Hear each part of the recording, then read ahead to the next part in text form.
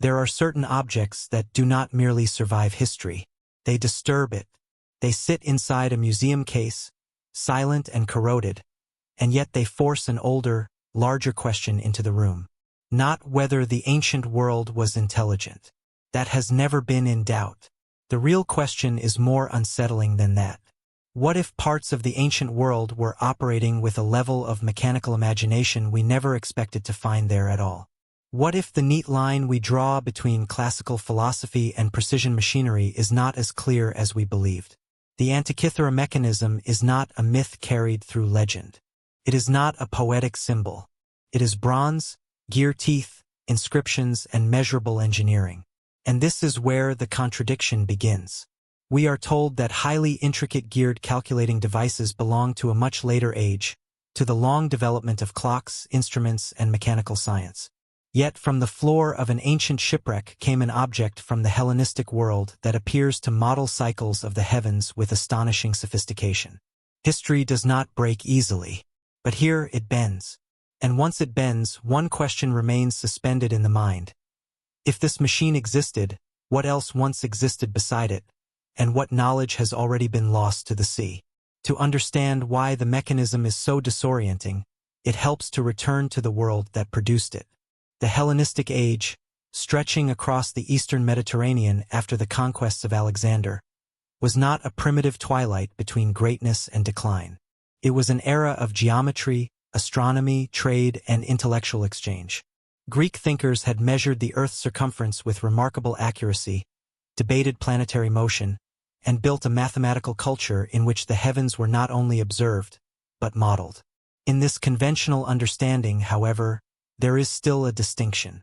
Ancient astronomers could describe cycles. Ancient philosophers could theorize cosmic order. Ancient artisans could create elegant instruments. But a compact, hand-powered device using interlocking bronze gears to represent calendrical and astronomical cycles feels like something from another chapter of technological history. But here is the unsettling part. The Antikythera Mechanism does not emerge from legend or hearsay. It emerges from a datable archaeological context, from fragments whose inscriptions, materials, and internal structures can be studied directly. This is not myth. This is stone, bronze, corrosion, and evidence. Its story begins not in a library or workshop, but underwater, in cold depth and sudden accident. Around 1900, sponge divers working near the small Greek island of Antikythera came upon the remains of an ancient shipwreck. The sea there is not gentle in imagination. It is steep, blue, and deceptive, opening over a submerged debris field where statues, amphorae, and broken cargo had rested for nearly 2 millennia. With support from the Greek state and navy, the divers began retrieving objects from the wreck in 1900 and 1901. The recovery itself was hazardous. The operation is remembered as one of the first major underwater archaeological salvage efforts, and it came at serious human cost. The men worked in heavy suits, descending into an environment that was dark, pressurized, and unforgiving. From that underwater grave came marble figures, bronze sculptures, coins, and fragments of ancient luxury. Somewhere among those encrusted remains was a corroded lump of bronze, and was so unremarkable that its true importance was not understood at first. Then, in 1902, the contradiction sharpened. While the finds were being examined at the National Archaeological Museum in Athens, attention fell upon one fractured piece. A gear wheel was visible inside the corrosion. Greek inscriptions could be seen on the surface. Accounts differ in emphasis over exactly who first recognized its significance within the museum environment, but the moment itself remains decisive. An ancient bronze fragment, recovered from a wreck dated to the late Hellenistic period, appeared to contain precision gearing. Even now, it is difficult to overstate how strange that realization would have felt. A corroded mechanism from antiquity could be mistaken for a piece of decorative metal, an astrolabe-like curiosity, or some unrelated fitting. But a toothed wheel changes everything. Once a gear is visible, the object is no longer only ancient. It becomes mechanical. And once it becomes mechanical, the past must be reconsidered. What survives today is not a complete machine, but a broken one. The mechanism was recovered in a heavily encrusted state and later separated into major fragments and many smaller pieces. Modern research describes 82 known fragments, with only about a third of the original device surviving. Yet, even this partial survival is enough to reveal extraordinary complexity. The artifact was made primarily of bronze and once sat inside a wooden case roughly the size of a shoebox. Surviving inscriptions covered the case and parts of the mechanism, functioning almost like a user's guide. The largest surviving gear is about 13 centimeters in diameter and has 223 teeth. Fragment A preserves the greatest concentration of gearing. Other fragments preserve portions of dials, scales, and inscription panels. What was first seen as corrosion became, under scrutiny, a machine dense with design. The deeper the object was studied, the more it resisted simplification. It turns time into motion, prediction into demonstration. In this sense, the mechanism is not only a calculator. It is a form of knowledge made tangible. But there is also another possibility, quieter and more difficult to measure. The mechanism may have carried symbolic or educational significance beyond its practical use. In a culture deeply engaged with the idea of cosmic order, the ability to represent that order mechanically could have held philosophical meaning. To hold the cosmos in one's hands, to turn a crank and watch cycles align, is not only an act of calculation. It is an encounter with structure itself. And this is where the boundary between science and philosophy becomes blurred, as it often did in the ancient world. Yet even as we consider its purpose, we must return to its disappearance. Because whatever tradition produced the Antikythera mechanism did not leave behind a clear, continuous legacy of similar devices. Centuries would pass before mechanical complexity of this kind would reappear in Europe in the form of medieval astronomical clocks. This gap is not evidence of regression in all areas, but it does suggest that certain lines of technical development were not maintained. Knowledge can be fragile.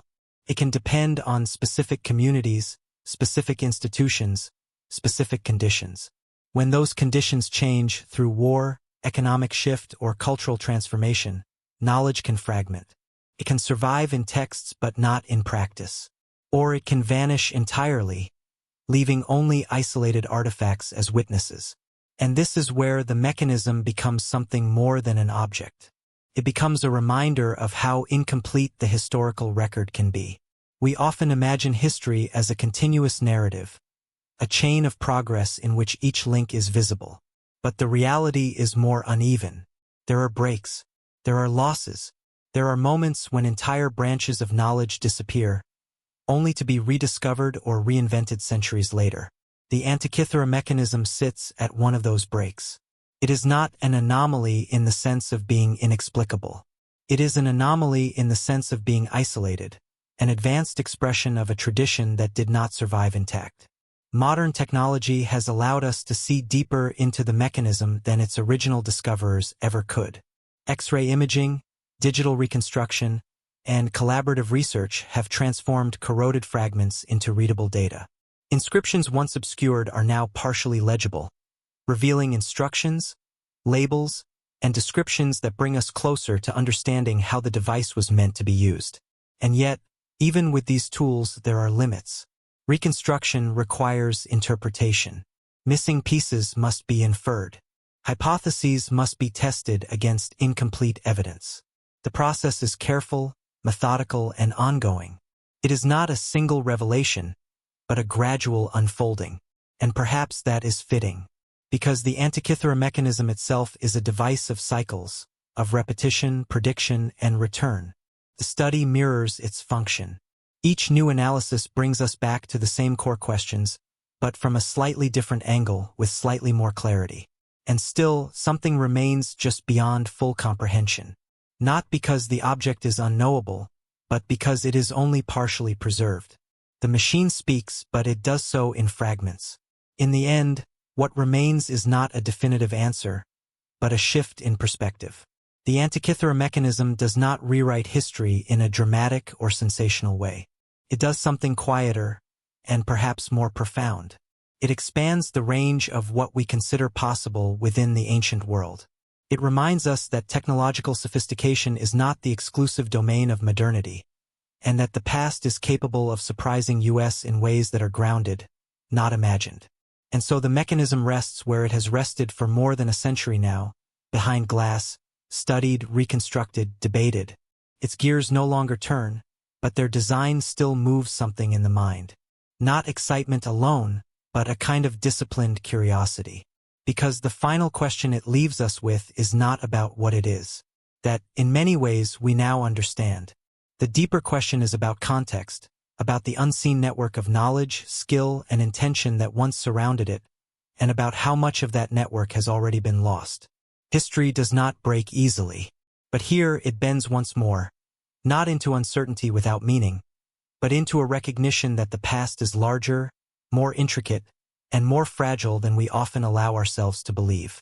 And somewhere, beneath the weight of time and silence, there may still be other fragments waiting, quiet, corroded, and overlooked, holding within them the same quiet contradiction, the same hidden precision, the same reminder that what we think we know about history is only ever part of the story.